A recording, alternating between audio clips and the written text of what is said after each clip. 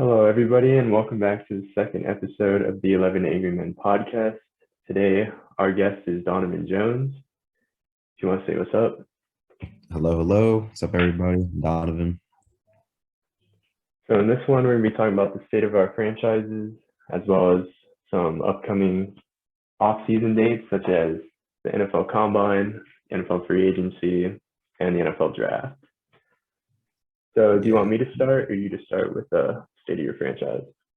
It's your pod. You got it. Let's hear about the Raiders first. Okay. So obviously the Raiders kind of have a new look going into the 2023 season, 2022. Picked up a lot of boys from the Patriots. We got their de facto GM, Dave Ziegler, and we got their offensive coordinator, Josh McDaniels, to be our new head coach. After looking into it, I think they're very solid pickups. You know me, I like Derek Carr. So I think with McDaniels' offensive scheme, it's going to help get the best out of Carr instead of having that West Coast Gruden scheme where it was all about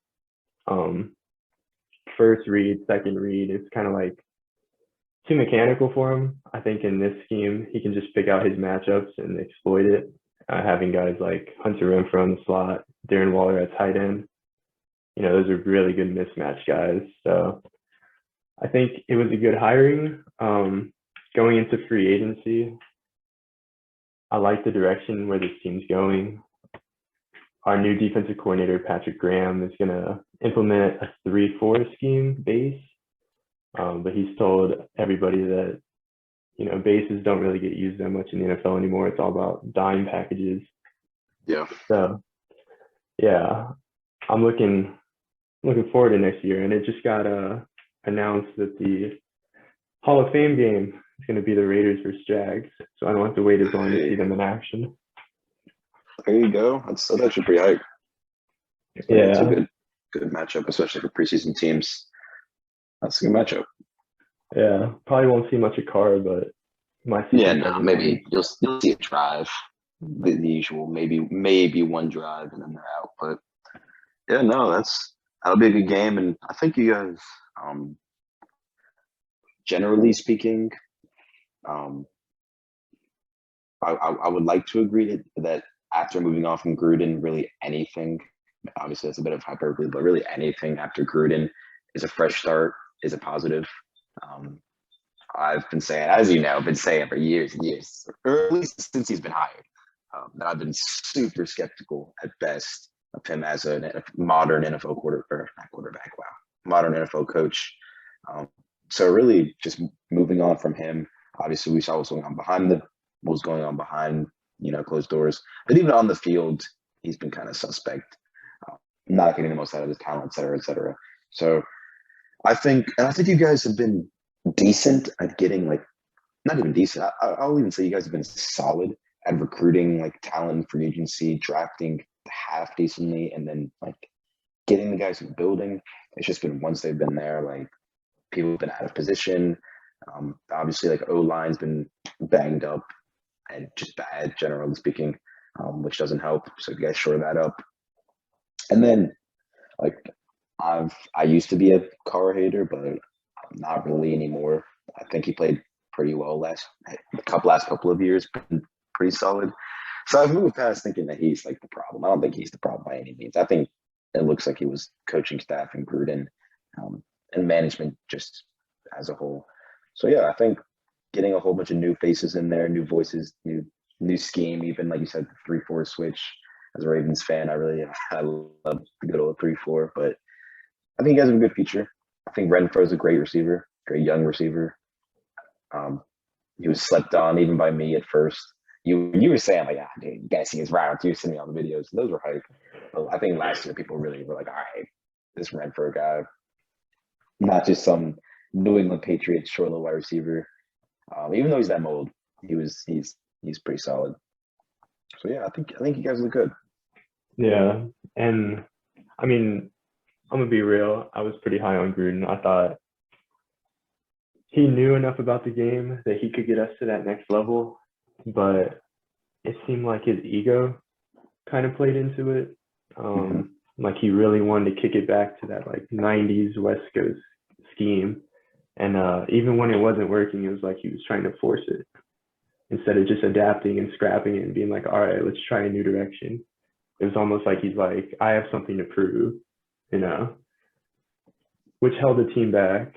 And his coordinators that he hired were questionable. Paul Gunther, there's been a whole bunch of things coming out about him, about really limiting guys' potential. Specifically, I think it was Arden Key came out and said when he was a rookie or something like that, Paul Gunther specifically told him he couldn't use some of his pass rush moves. So just limiting players like that isn't going to get him to their highest potential, you know? Yeah, no, not at all.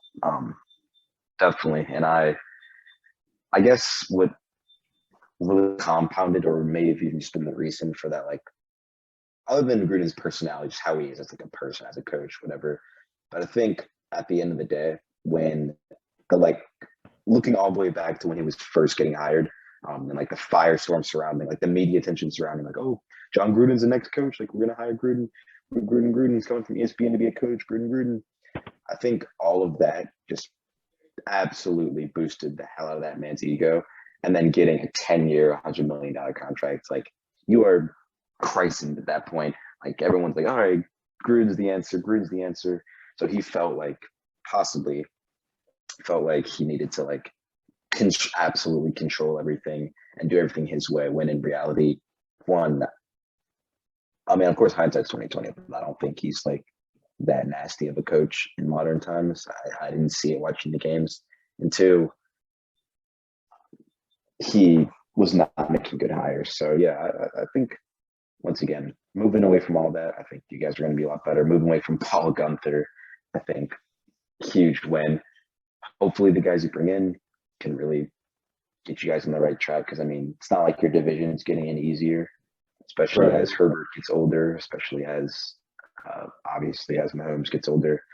I don't think the Broncos will be good for a while, but you never know in this league. So yeah, They're only really a quarterback away. So I mean, I like I agree with that. I'll agree with that. I'll agree with that for now.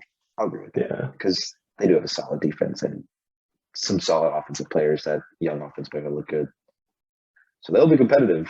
I don't know if they'll be a division winner for quite a while, but who knows? Maybe they draft somebody nasty.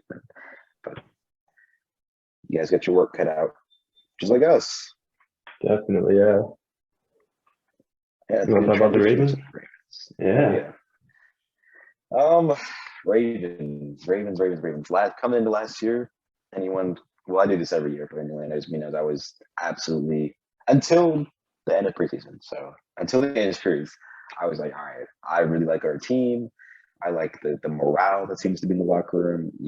We got the monkey off our back with Lamar. It looks like it, of course any team could say this, but it looks like in like preseason, off season, like workouts, it looks like Hollywood was coming along. All these things, we got their shot Bateman, all these things. I was like, all right, I think this year we can make a good run. The Steelers don't look good. I thought the Bengals would be terrible, saw how that turned out. And I thought the Browns were overhyped. That kind of was accurate. Then injuries hit. Injuries murdered us. Everyone saw it.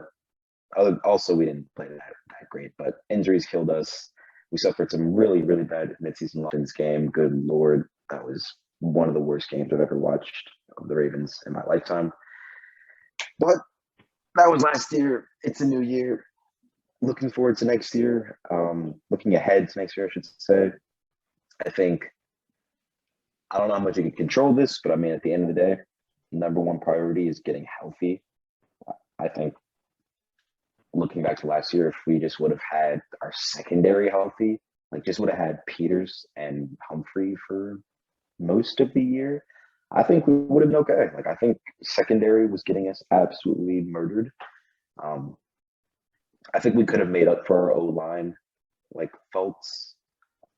Maybe Lamar Jackson might disagree with that, saying his injuries were the direct reason of the O-line. But I think our O-line was bad, but it wasn't the worst in the NFL. I think at the end of the day, we couldn't really get stops when it mattered in big games. we couldn't protect Lamar either, but we also couldn't get stops. We couldn't get off the field when it mattered. So getting healthy is one. I don't think it sucks, losing Wink Martindale. I do not currently know how that's going to affect us. Some people on Twitter, I like to read, Ravens comments and see what other fans think. During the year, most of the people were calling for Greg Roman Giro to get fired, which I will still stand by that. I don't think I'm not like going to throw him completely under the bus, but I certainly don't think he's going to take us to a Super Bowl, or at least coach us to a Super Bowl. But anyway, on defense, I think losing Wink is going to hurt like our identity a little bit, maybe, because he's been that like, we're going to blitz. This is the Ravens. We're blitzing. Third down. We're sending the house. We're aggressive. We're getting after you. This, that, and the other. Also, like a big, tough coach, like a rugged guy. We lost Rob Ryan as well. I think he was our linebackers coach. He's been solid, but, oh well. I mean, replacing the good old, Mike McDonald or whatever his name is. I don't know how that's going to turn out. I did not watch Michigan football last year. I will safely say I don't like Big Ten football. I don't like coaches from the Big Ten. I don't like watching the Big Ten. I have a pretty anti-Big Ten bias. So hopefully he can win me over. Like I said, I think he's a younger coach. So, I mean, that's always a positive sort of, but I'm not really ready to say that it's like a win hire. It's just a hire. It's just a guy that I'm like, all right, he's kind of in the Harbaugh coaching tree. John trusts him clearly. Management trusts him. Management thinks he's a good young hire. Let's hope for the best. And I think might be jumping the ship here, but looking forward to the draft, I think it might mean that we're going to get David Ojabo. I've been seeing it more and more. If he's there, our pass rush has just been, it has not gotten, we seem to lose one player every year, and then we're chasing, like replacing them. Like Zadarius Smith replace him, Matthew Judon. Exactly. Matt Judon leaves, and then Matt Judon goes to the Patriots and becomes a beast.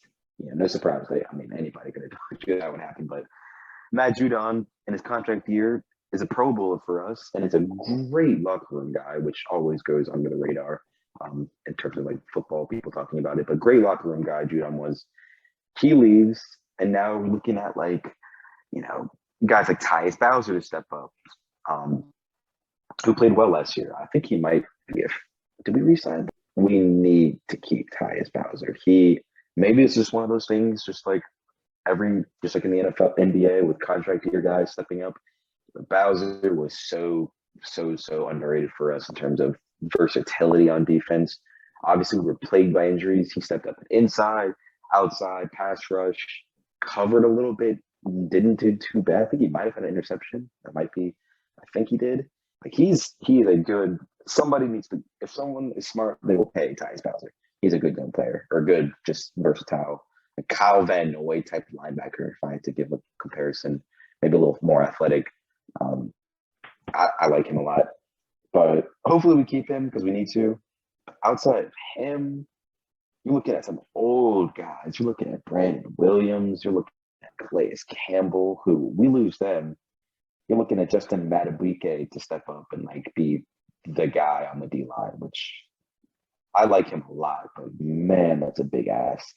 You're looking at Jalen Ferguson to maybe eventually take a step up, which I don't think is happening. And you're looking at maybe a draft pick. So that's where I think the David Ojabo pick comes in. I don't really want him though, because I'm of the world coming in and getting interceptions for us, but that's not happening. I don't think we're getting him. I've seen people mock Derek Stingley. I can't say that name. Stingley. I would like him. I think he's a bit of a project, but I would like him. I like flashy players. But our pass rush is big. And then obviously O-line is what we're probably going to talk about when we talk about the draft. But Lamar got injured. That cannot be happening.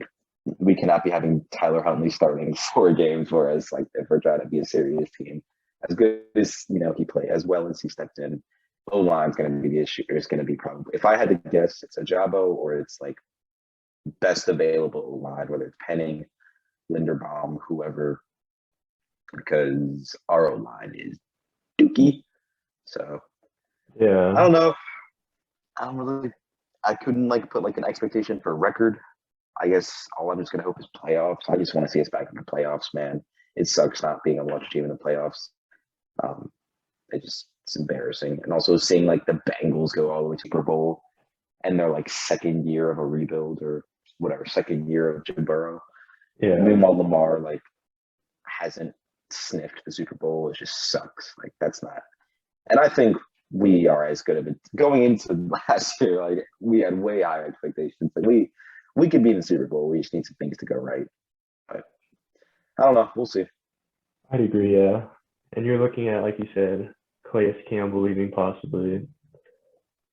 A couple other guys too on that defense, and a couple guys on offense.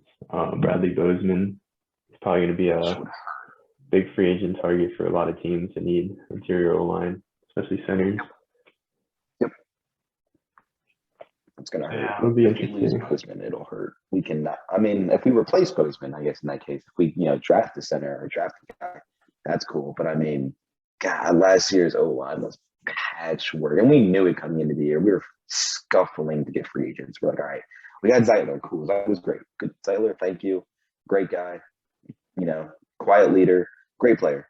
But then and Bozeman's very, very underrated. I mean, Ravens fans not solid, but and clearly he's about to get paid, so maybe he's not underrated, but he's about to be a Ryan Jensen type pay, I would assume.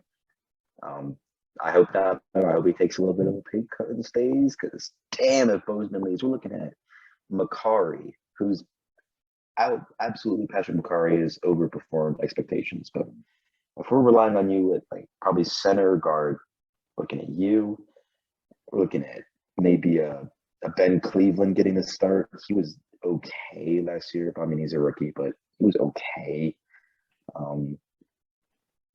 Villanueva, I would assume, is not coming back. Or he's not starting. I would hope for. Terry Phillips is good when he's healthy. That man's always injured. Like, I don't know.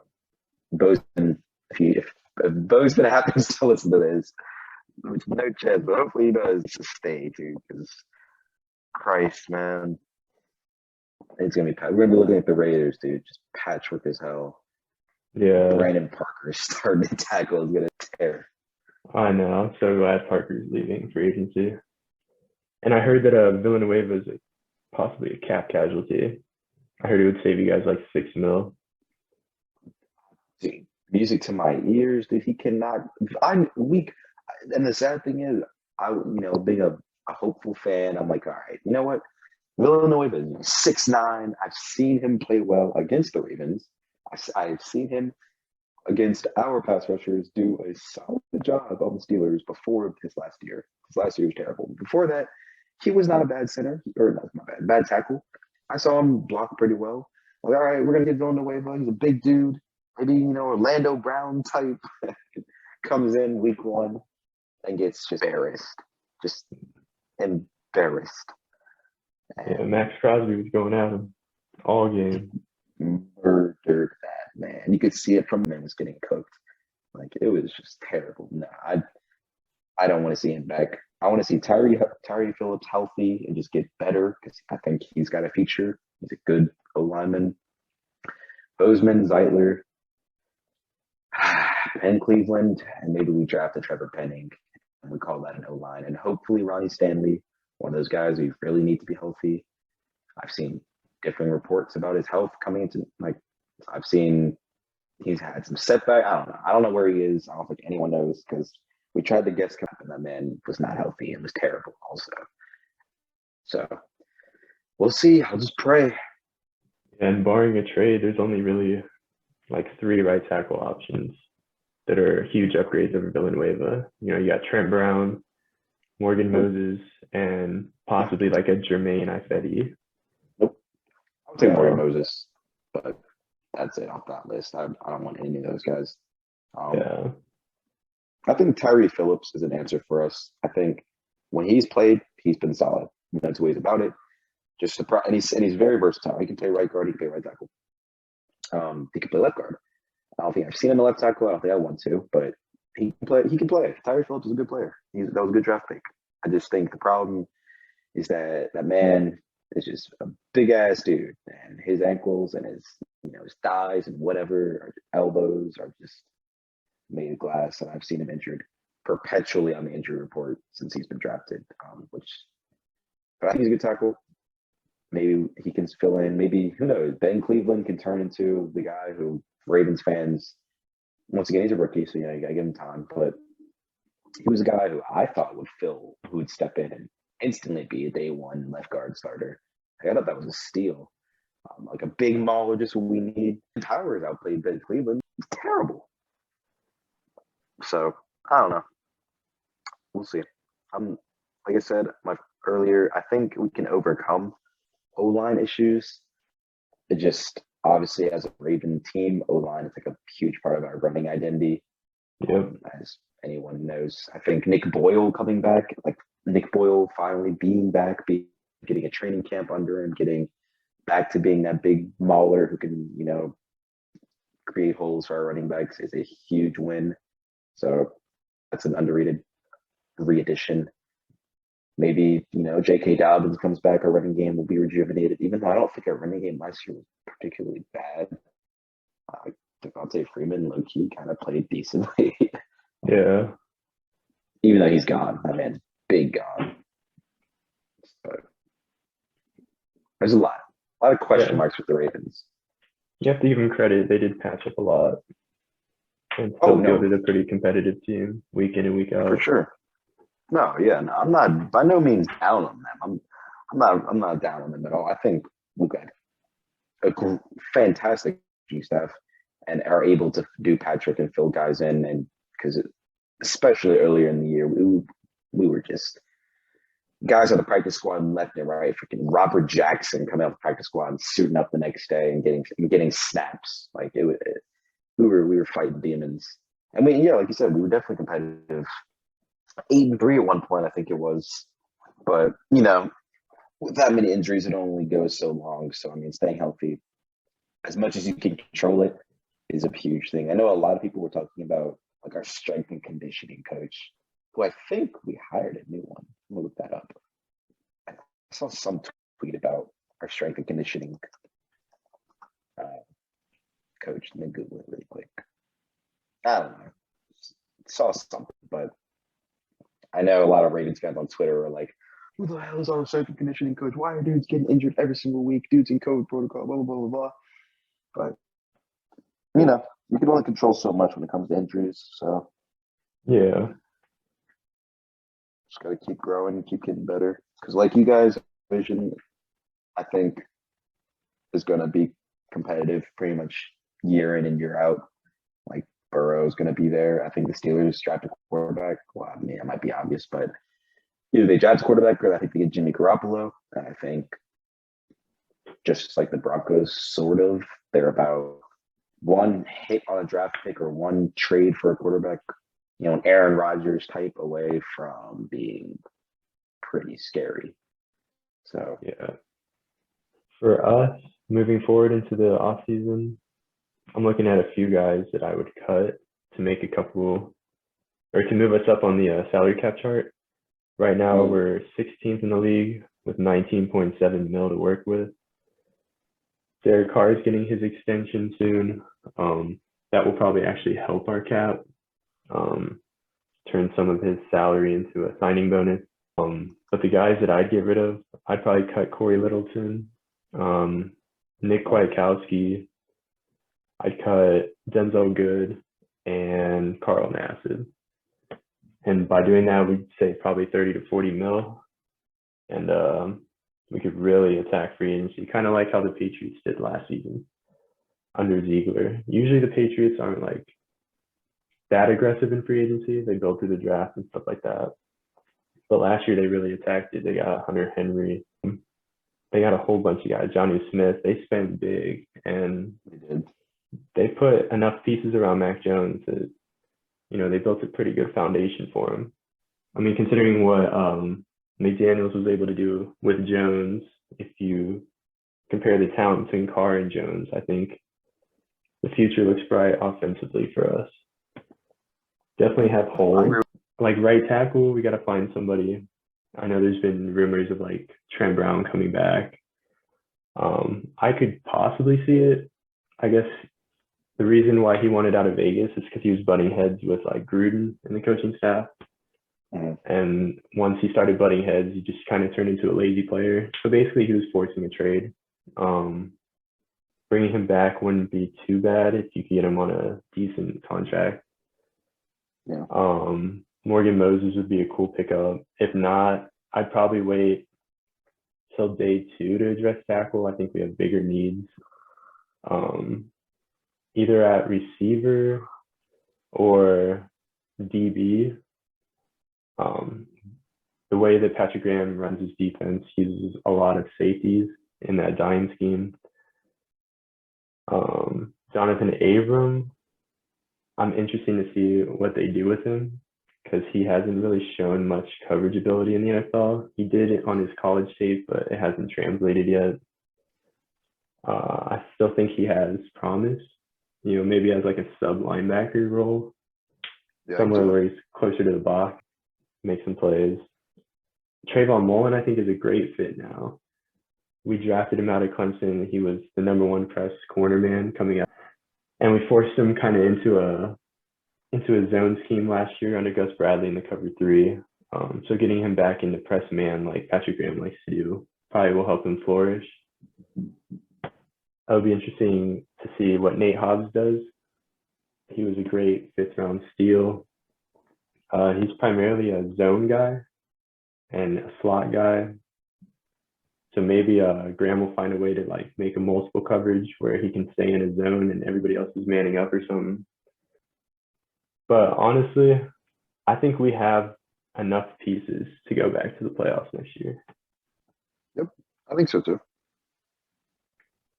And with the cap space we have, we can fill like those murky areas. I mean, our O-line's a work in progress for sure. John Simpson at left guard, he's been up and down. Leatherwood, he's probably going to stay at guard. He didn't look that great at tackle. He didn't. Oh yeah, he looked terrible at tackle. Let's just be honest with each other. He didn't really look that much better at guard. But a lot of Raider fans point to Colton Miller in his rookie season and how awful it looked and how good he looks now. I think Colton Miller's a different player though.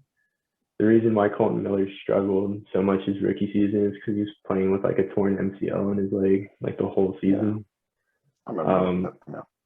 Yeah, Leatherwood didn't have that problem. He just had a hard time transitioning. I like I said, I really like the pieces you guys bring in. I think the question's always just been fitting them together, getting them in the scheme, not having them out of position and stuff like that. And obviously, like any team, staying healthy. But like I like your team. I like what you guys have done. I don't love Josh McDaniels, but I also don't think he's a bad fit. So I don't think you guys like reached to use an NBA term. Like I don't think it was anything like that. And like I said, I think he's an upgrade of Gruden. So I think just the major questions are going to be how much will the Raiders defense ever become like a formidable defense? Like you've got the pass rush, but then putting it all together at all levels. And then also, which of course a new defense coordinator always can help that. And then I don't particularly know where you guys were in penalties, but it always seems like the Raiders are like a penalty heavy team. But I don't have numbers on that. But I mean, it seems like I feel like discipline is always a thing that comes up with it. Raiders and Cowboys seem to always be the two teams. It's like, oh, they're leading the league in false starts, or leading the league in this, which always seems to bite you at some point in some close game at some point. So yeah. And that's obviously coaching. Everyone, it goes right to coaching. So I think you guys show that up. I can see you guys in the playoffs for sure. Looking quickly at the Ravens free agents, I just put up a list. We got a lot of tough decisions here. Just quickly, just running through it. Just if I just speed run this, I think we keep Calais. I think we keep Brandon Williams. Pat Ricard has to stay. I don't know. I see Pat Ricard. Hopefully he stays. Jimmy Smith, I think, is going to retire. Justin Houston, I hope, comes back on a really cheap deal. Chris Ford, I think, leaves. He's going to be a good special teamer somewhere. LJ Fort, I don't really care. Josh Bynes, I think, leaves. Anthony Levine retired. Tavius Murray's gone. Anthony Averett is a very, very interesting one because I shit on Anthony Averett consistently before this past year. And I was like, God, Averett sucks. God, Averett's getting cooked. God, Averett this. And he wasn't great last year, but he filled in. Played 75% of the snaps I'm seeing. And he also, like, was one of our better corners. So I think he might get paid. I got a sneaky feeling someone's going to give Anthony Averett a starting job. Like, like the Jets or something. I don't know. Vikings, maybe. I like Anthony Averett, but hopefully he stays. We'll see. I see Tyler Huntley. I think we have the like weird drafted rights to him, but he could easily get paid somewhere. Deshaun Elliott, very unfortunate guy. I'm sorry, Deshaun Elliott. Love you, but it might be time to move on sort of soon. He can't stay on the field. It's the way it goes. Best availability. And that man does not play football. Sorry, Yeah. but I do really like him, and he's still young. He's 25, so he's got at least 5 years in him if he can play. But I think we're gonna move on from him if I had to guess. Bozeman, and then Chris Westry. Yeah, who cares about Chris Westry? But we got some choices. Yeah, I'm looking at our list too on this side. I'd probably bring back Darius Philon. Jermaine Illuminor at guard. He has a lot of ties with the Patriots. Yep. Deshaun From a Raven. Jackson, I probably let walk. Zay Jones, I think I'd bring back because he showed some promise down the stretch. Seems like he was getting in the rhythm of Carr. He'd be a good depth piece at the least. Looking here, I'd bring back Richard just because of his pass blocking abilities on third downs. Mariota is going to find a new home for sure. Yep. I'd bring back Hankins because he has ties with the Patriots and Patrick Graham. And I like Nicholas Murrow. He had a lot of hype coming into this season, and unfortunately he got hurt before it even started. So hopefully maybe we could bring him back for like one more year at a cheap price. But everybody else on this list is pretty expendable, in my opinion. Oh, and Alec Ingold. He's a solid fullback. He's good. But yeah, very excited for the combine coming up. The free agency is just right after that. And that's when, people start filling out their rosters, mock drafts start solidifying. So I'm really excited. I want to thank you for coming on short notice. Hopefully we can do this more. That was pretty fun. Like kicking it back to the old days. Hell yeah. Always, dude. I can always try to make time. So love being here, man. Love talking football always. So, and draft's right around the corner. We'll have tons of time to talk about pre-draft, combine, pro days, post-draft. Maybe the night before the draft, Yeah. Live draft. Yeah, I was thinking about that. I was thinking about doing like a live stream. You couple my boys on there. Maybe you and Adam. Yeah, dude, that'd be cool. I'll get some beers. I'll be sitting here chilling. That's a good idea. Yeah, no, that's a good idea. We can do that. For sure. Be on the lookout for that, guys. And be on the lookout for episode 3 coming up soon. Thank you.